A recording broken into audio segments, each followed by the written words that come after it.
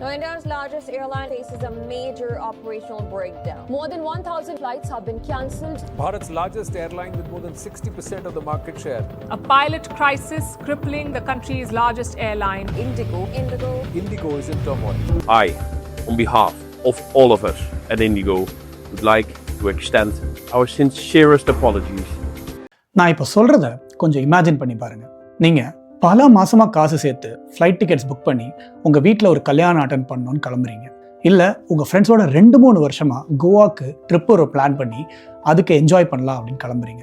இல்லை நீங்கள் வெளியூரில் இருக்கீங்க, உங்கள் குழந்தைக்கு உடம்பு சரியில்லை அப்படின்னு உங்களோட ஒய்ஃப் ஃபோன் பண்ணுறாங்க. அதனால் பேக்ஸ் எல்லாம் எடுத்துக்கிட்டு அவசரமாக ஏர்போர்ட் போகிறீங்க.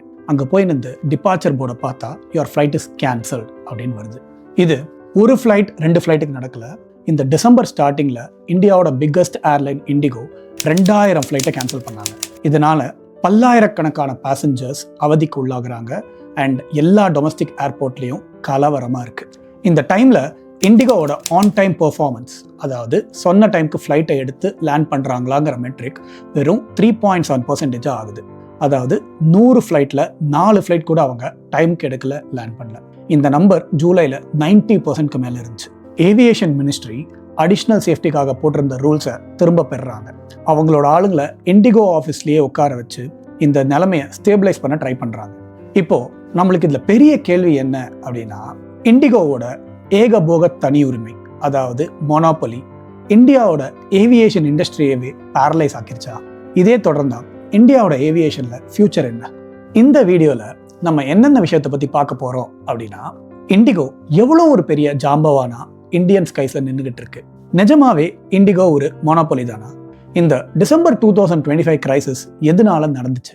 இந்தியாவோட ஏவியேஷனில் என்ன பெரிய பிரச்சனை இருக்குது? ஏன் எந்த ஏர்லைன் கம்பெனி எடுத்தாலும் ப்ராஃபிட்ஸே இல்லைன்னு சொல்கிறாங்க, இல்லைனா சீக்கிரமாகவே கடையை சாத்திட்டு கிளம்பிடுறாங்க? கடைசியாக என்னென்ன பண்ணால் இந்த நிலைமை சரியாகும்? ஆல்சோ இந்த வீடியோ கடைசி வரைக்கும் ஸ்கிப் பண்ணாமல் பாருங்கள், உங்களுக்கு நிறைய லேர்னிங்ஸ் கிடைக்கும். பிடிச்சிருந்தா உங்கள் ஃப்ரெண்ட்ஸ் அண்ட் ஃபேமிலிக்கு ஷேர் பண்ணுங்கள் அண்ட் முடிஞ்சா சேனலுக்கு சப்ஸ்கிரைப் பண்ணுங்கள். நம்ம எல்லாத்துக்கும் இண்டிகோவை ப்ளேம் பண்ணுறதுக்கு முன்னாடி எவ்வளோ ஃபாஸ்ட்டாக இந்தியாவோட ஏர்லைன் இண்டஸ்ட்ரி சேஞ்ச் ஆயிருக்குன்னு ஃபஸ்ட்டு பார்ப்போமா? அமெரிக்கா, சைனாக்கு அப்புறம் இந்தியா தான் உலகத்திலே லார்ஜஸ்ட் டொமஸ்டிக் ஏவியேஷன் மார்க்கெட். 2023ல் டொமஸ்டிக் ட்ராவல் மட்டும் கிட்டத்தட்ட 15 கோடி பேர் பண்ணியிருக்காங்க. அதுவே 2024ல் 16 கோடி பேருக்கு மேலே ட்ராவல் பண்ணியிருக்காங்க. இந்தியன் கவர்மெண்ட் இந்த நம்பர் அப்படியே ஏறி 2030ல் 30 கோடி பேருக்கு மேலே வருஷம் ட்ராவல் பண்ணுவாங்கன்னு கணக்கு சொல்கிறாங்க. 2014ல் இந்தியாவில் 74 ஏர்போர்ட் தான் இருந்துச்சு. அதுவே இப்போது 160க்கும் மேலே ஏர்போர்ட்ஸ் இருக்குது. அண்ட் பை 2027 இது 350க்கும் மேலே ஏர்போர்ட்ஸ் ஆயிரும்னு கவர்மெண்ட்டோட டேட்டா சொல்லுது. ஆல்சோ கவர்மெண்ட்டோட உதான் திட்டம் வேறு இருக்குது. அதில் ஒரு 90 ஏர்போர்ட்ஸ் தனியாக ஃபங்க்ஷன் ஆகிட்டு இருக்கு. இதுலேருந்து நம்மளுக்கு என்ன புரியுது? இந்தியாவோட ஏவியேஷன் டிமாண்ட் எல்லாமே மேலே போய்கிட்டே இருக்குது. ஆனால் இந்த டிமாண்டை சமாளிக்கிறதுக்கு தேவையான ஏர்லைன் ஃபெசிலிட்டி இந்தியாவில் இருக்கா? 2023ல் இண்டிகோ 60.5% ஆஃப் மார்க்கெட் ஷேரும் 2024ல் அதோட அதிகமாக போய் 61.9% ஆஃப் மார்க்கெட் ஷேரையும் பிடிச்சிருந்தாங்க. வெறும் indigo and air India group மட்டுமே 90% ஆஃப் மார்க்கெட் ஷேருக்கு மேலே இந்தியாவில் வச்சுருக்காங்க. இதுவே நம்ம யூஎஸ் கூட கம்பேர் பண்ணோம்னா, யூஎஸோட டாப் 4 ஏர்லைன்ஸ் எல்லாரும் சேர்ந்து 70% கீழே தான் மார்க்கெட் ஷேர் வச்சுருக்காங்க. அண்ட் அதில் யாருமே 20%க்கு மேலே தனியாக இல்லை. ஆனால் இதை விட நம்ம நோட் பண்ண வேண்டிய பெரிய விஷயம் இண்டிகோவோட ரூட் டாமினன்ஸ் தான். இந்தியாவில் மொத்தம் 1200க்கு மேலே டொமஸ்டிக் ரூட்ஸ் இருக்குது. இதில் இண்டிகோ 950 ரூட்ஸ்க்கு மேலே ஆப்ரேட் பண்ணுறாங்க. இதில் 63%ல் அவங்க மட்டும்தான் ஒரே ஏர்லைன். அதாவது கிட்டத்தட்ட 600க்கும் மேலே இருக்கிற ரூட்ஸில் இண்டிகோ மட்டும்தான் ஆப்ரேட் பண்ணுறாங்க. இதை தவிர இன்னொரு 200 ரூட்ஸ், அதாவது இன்னொரு 20%ல் பார்த்தீங்கன்னா இண்டிகோக்கு இன்னும் ஒரே ஒரு ஏர்லைன் தான் காம்படிஷனாக இருக்காங்க. 2024ல் மொத்த ரூட்ஸில் 69.2% ரூட்ஸ்க்கு காம்படிஷனே கிடையாது இந்தியாவில். அதாவது ஒரே ஒரு ஏர்லைன் மட்டும் தான் அந்த என்டையர் ரூட்லேயே ஆப்ரேட் பண்ணியிருக்கு. நம்ம இப்போது இண்டிகோ எவ்வளோ பெருசுங்கிற நம்பர்ஸ் பார்த்தோம். ஆனால் எப்படி 20 வருஷம் ஆன ஒரு கம்பெனி இப்படி ஒரு டாமினன்ஸில் இருக்காங்க? இண்டிகோ லக்னாலேயோ இல்லை கவர்மெண்ட்டை லாபி பண்ணியோ இந்த நிலைமைக்கு வரல. இந்தியா ஜென்ரலாகவே ஏர்லைன்ஸ்க்கு ரொம்பவே கஷ்டமான ஒரு மார்க்கெட். ஸோ அவங்க ரொம்பவே கஷ்டப்பட்டு தான் இந்த நிலைமையை ரீச் பண்ணியிருக்காங்க. இவங்க இவ்வளோ பெருசாக வளர்ந்ததுக்கு one of the main reasons இவங்க ஒரு low cost single type high utilisation model. IndiGo ஜென்ரலாகவே ஏர்பஸோட A320 ஃபேமிலியை மட்டும்தான் மெஜாரிட்டி ஆஃப் த ஃப்ளீட்ஸாக யூஸ் பண்ணுறாங்க. இதனால் இவங்களுக்கு என்ன பெரிய அட்வான்டேஜ் அப்படின்னு நீங்கள் கேட்கலாம். எல்லா ஃப்ளைட்டுமே ஒரே மாடலாக இருக்கிறதுனால இவங்களோட மெயின்டெனன்ஸ் ப்ரொசீஜர் ரொம்பவே ஸ்டாண்டர்ட் ஆகிடுது. அண்ட் பைலட்ஸ்க்கும் நீங்கள் தனித்தனியாக வேறு ஃப்ளைட்டுக்கு கொடுக்குற மாதிரி நீங்கள் ட்ரைனிங் கொடுக்க தேவையில்லை. ஒரே ட்ரைனிங்கை வச்சு அவங்களால எல்லா ஃப்ளைட்ஸையுமே ஆப்ரேட் பண்ண முடியும். அண்ட் ஏதாவது ஒரு ஏர்க்ராஃப்ட் டிலே ஆச்சுன்னா அந்த நேரத்தில் வேற ஒரு ஏர்க்ராஃப்டை வச்சு ஈஸியாக அவங்க ரீப்ளேஸ் பண்ணி ஸ்வாப் பண்ணிடுவாங்க. அண்ட் இவங்களோட டேர்ன் அரவுண்ட் டைம்ஸுமே ரொம்பவே சூப்பராக இருந்திருக்கு. அதே நேரத்தில் பார்த்தீங்கன்னா இது எதுவுமே செய்யாததுனால கிங்ஃபிஷர் 2012 கொலாப்ஸ் ஆச்சு, 2019 ஜெட் ஏர்வேஸ் கொலாப்ஸ் ஆச்சு, 2023 கோ ஃபர்ஸ்ட் வந்து பார்த்தீங்கன்னா பேங்க்ரப்சி ஃபைல் பண்ணாங்க. அண்ட் ஸ்பைஸ்ஜெட் ரொம்ப வருஷமாகவே ஹெவி லாஸஸ் ஃபேஸ் பண்ணிருக்கு. ஏன் இந்தியா ஏர்லைன்ஸ்க்கு ஒரு கஷ்டமான ஒரு மார்க்கெட்? இதுக்கு ஒரு மேஜர் ரீசன் ATF அப்படின்னு சொல்லுவாங்க, அதாவது ஏர் டர்பைன் ஃபியூவல். ஜென்ரலாக இது இந்தியாவில் 40 to 45% ஆஃப் ஆப்ரேட்டிங் காஸ்ட். ஆனால் இது குளோபலி பார்த்தீங்கன்னா 20 to 25% ஆஃப் ஆப்ரேட்டிங் காஸ்ட் தான். எதனால இந்தியாவில் இந்த காஸ்ட் எக்கச்சக்கமாக இருக்குது? ஏன்னா இந்த ஃபியூவல் இந்தியாவில் டாலர்ஸில் வாங்குறோம். அண்ட் இந்த வருஷம் மட்டும் பார்த்தீங்கன்னா ருபீஸ் ரொம்பவே சரிவை சந்திச்சிருக்கு. ஒரு டாலரோட மதிப்பு 90 ரூபாய்க்கு மேலே போயிடுச்சு. அண்ட் இந்த வருஷம் மட்டும் இது 7% கீழே கம்மியாக இருக்குது. இது 7% கம்மியானால் நம்மளோட ஆப்ரேட்டிங் காஸ்ட் 7%க்கு மேலே அதிகமாகும். வெறும் ஃபியூவல் மட்டும் இல்லாமல் ஏர்க்ராஃப்டோட மெயின்டெனன்ஸ் பேக்கேஜ், இன்சூரன்ஸ், ஸ்பேர் பார்ட்ஸ்னு எல்லாத்துக்குமே டாலர் டேர்ம்ஸில் தான் நம்மளோட ஏர்லைன்ஸ் பே பண்ணுறாங்க. ஆல்சோ ATF GSTக்குள்ளே வராது, இது வந்து வேட்குள்ளே வரும். அதனால் ஸ்டேட்ஸ் அவங்களோட இஷ்டத்துக்கு இதில் டேக்ஸ் போட முடியும். For example Tamil Nadu 29% of VAT போடுறாங்க ATFக்கு, one of the top most rates in the entire country. Also இது GSTயில் வராததுனால அவங்களால இன்புட் டேக்ஸ் கிரெடிட்டும் கிளைம் பண்ண முடியாது. ஆல்சோ இண்டிகோ நிறைய சின்ன சின்ன ஊருக்கு ட்ராவல் பண்ணுறதுனால அவங்களோட காஸ்ட் ஜென்ரலாகவே ரொம்ப அதிகமாகுது. இவ்வளோ நடந்தும் இண்டிகோ எப்படி சர்வே பண்ணாங்க அப்படின்னா 3 ரீசன்னால தான். முதல் ரீசன், அவங்களோட ஓவர் ஹெட் காஸ்ட்டை முடிஞ்ச அளவுக்கு கம்மியாக வச்சுருந்தாங்க, ஆப்ரேட்டிங் காஸ்ட்டையும் முடிஞ்ச அளவுக்கு கம்மியாக வச்சுருந்தாங்க. ரெண்டாவது, அவங்க நினச்ச மாதிரி இஷ்டத்துக்கு எக்ஸ்பேண்ட் பண்ணல, ரொம்பவே டாக்டிக்கலாக பார்த்து எக்ஸ்பேண்ட் பண்ணாங்க. மூணாவது, என்னவாச்சும் பண்ணி சர்வே ஆகணும் அப்படின்னு சர்வே பண்ணாங்க. ஒவ்வொருத்தரும் கீழே விழ அவங்களோட ஏர்போர்ட்ஸ், அவங்களோட ஸ்லாட்ஸ், அவங்களோட பேசஞ்சர்ஸ்னு ஒவ்வொன்றா இண்டிகோ கேப்சர் பண்ணாங்க. ஆனால் இவ்வளோ நல்லா பண்ணி இந்த இண்டிகோ என்ன தப்பு பண்ணாங்க? ஏன் 2025 டிசம்பரில் இவ்வளோ பெரிய பிரச்சனை? 20 வருஷமாக சேர்த்து வச்சிருந்த பேர் எப்படி ஒரே வாரத்தில் இவ்வளோ மோசமாக ஆச்சு? மார்ச் 2024 DGCA ஒரு நோட்டிஃபிகேஷன் விடுறாங்க.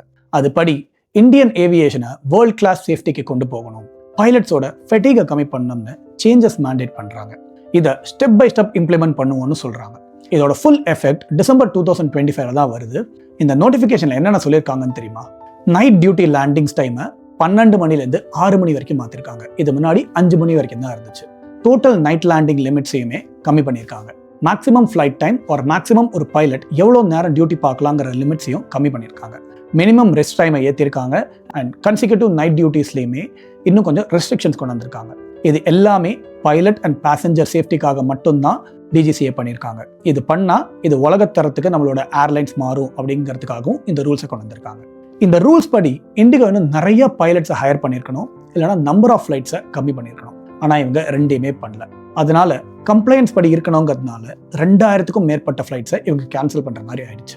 அண்ட் மொத்த மாதத்தில் 5000க்கும் மேற்பட்ட ஃப்ளைட்ஸை இவங்க கேன்சல் பண்ணணும். ஆன் டைம் பர்ஃபார்மன்ஸ் ஹெவியாக அடி வாங்குச்சு. ஏவியேஷன் ரெகுலேட்டர் இப்போ நடக்கிறது எல்லாத்தையும் பார்த்துட்டு போட்டிருந்த ரூல்ஸை டெம்பரவரியாக சஸ்பெண்டே பண்ணுறாங்க.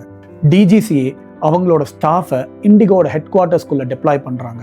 எந்தெந்த ரூட்ஸ்லாம் மானிட்டர் பண்ணலாம், எப்படிலாம் நார்மல்ஸியை கொண்டு வரலாங்கிறதுக்காக. மிச்ச ஏர்லைன்ஸ் கிட்ட இண்டிகோ அளவுக்கு இன்ஃப்ராஸ்ட்ரக்சர் இல்லை, அதனால் அவங்களால ரேம்ப் அப் பண்ண முடியல.